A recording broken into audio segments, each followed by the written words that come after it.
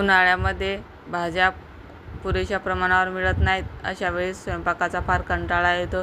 काय भाजी बनवावी असा प्रश्न प्रत्येकालाच पडतो. तर चला, मी आज एक रेसिपी घेऊन आले तुमच्यासाठी, जी भाजी आणि चपाती दोन्हीचं पण काम करेल. मस्त असे झणझणीत शेंगोळे. तर बघू शकता किती मस्त झालेली आहेत आणि चवीला पण अप्रतिम लागतात.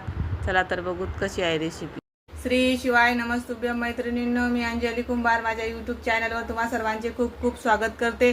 तर आज आपण बघणार आहोत मस्त असे झणझणीत शेंगोळे. त्यासाठी साहित्य सांगते. मी इथं घेतलेले आहे या वाटीनं 3 वाटी ज्वारीचं पीठ, त्याच्यामध्ये 1 वाटी गव्हाचं पीठ आणि 1 वाटी बेसन पीठ. तिन्ही पीठ व्यवस्थित मिक्स करून घेऊ. आता याच्यामध्ये 10-15 लसण आणि जिरे कुटून घेतलेले आहे ते घालू.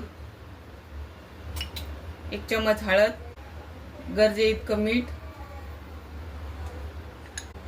गरजे इतकी लाल तिखट आणि 1 वाटी कोथिंबीर.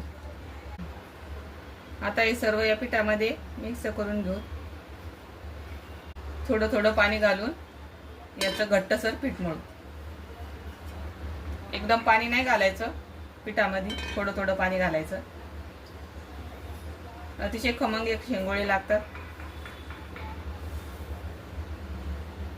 भाजीला काय नसले की उन्हाळ्यामध्ये शेंगोळे, वरणफळं, खिचडी आपण बनवत असतो. आज माझ्या पद्धतीचे शेंगोळे मी तुमच्यासोबत शेअर करणार आहे. तर या पद्धतीने मी हे पीठ चुरून घेतलेले आहे. तुम्ही बघू शकता, जास्त घट्ट पण नाही, जास्त पातळ पण नाही. सैलसर पीठ चुरून घ्यायचं. पीठ मळून झालंय. आता आपण शेंगोळे बनवण्यासाठी पाण्याला फोडणी घालू. इथे मी पातेल्यामध्ये 1 पळी तेल घातलंय. त्याच्यामध्ये मोहरी घालू. मोहरी तडतडली. आता याच्यामध्ये जिरे घालू. अर्धा चमच हळद घालू. पाणी घालू. इथे मी 2 तांबे पाणी घालत आहे. चवीपुरतं मीठ घालू आणि पाण्याला उकळी येऊ दे. पाण्याला उकळी येते तोपर्यंत आपण शेंगोळे बनवून घेऊ.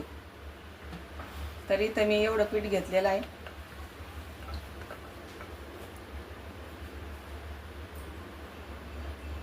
या पद्धतीने शेंगोळे बनवून घ्यायची.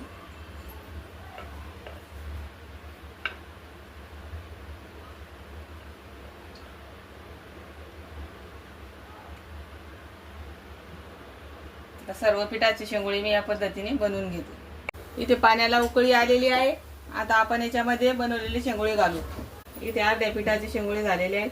आता आपण या उकळीमध्ये टाकून घेऊ. आता ही शेंगोळी शिजतात तोपर्यंत आपण राहिलेल्या पिठाची शेंगोळी बनवून घेऊ आणि ते नंतर घालू.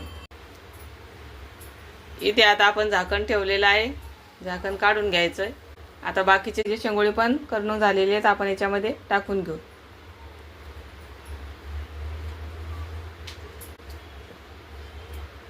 आता राहिलेल्या पिठाचे शेंगोळे पण आपण याच पद्धतीने करून फोडणीमध्ये घालून घेऊ. तर आपण या आदनामध्ये आता हे टाकून देऊ.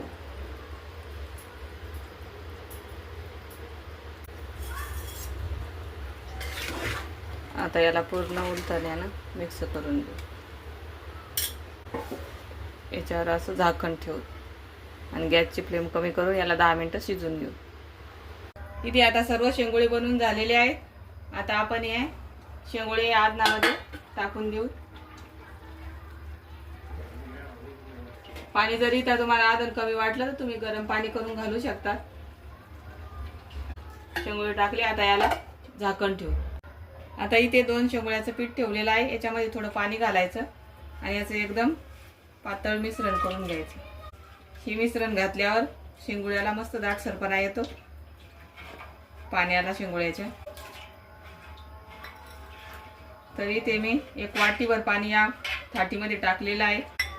असं केल्याने शेंगोळ्याचं पाणी मस्त घट्टसर होते. तर इथे याला वाफ आलेली आहे. आता हे झाकण काढू आणि तयार केलेलं हे शेंगोळ्याचं पाणी याच्यामध्ये टाकून देऊ. आता गॅसची फ्लेम कमी करू आणि याला 5 मिनिटं शिजून 5-6 मिनिटं मस्त शिजून घेतलेले आहेत आपण शेंगुळे. तर इथे तयार झालेले आहेत मस्त आपले झणझणीत शेंगुळे. आता आपण गॅस बंद करू आणि शेंगुळे सर्व करू. या पद्धतीने काढायचे म्हणजे मग ते तुटत नाही.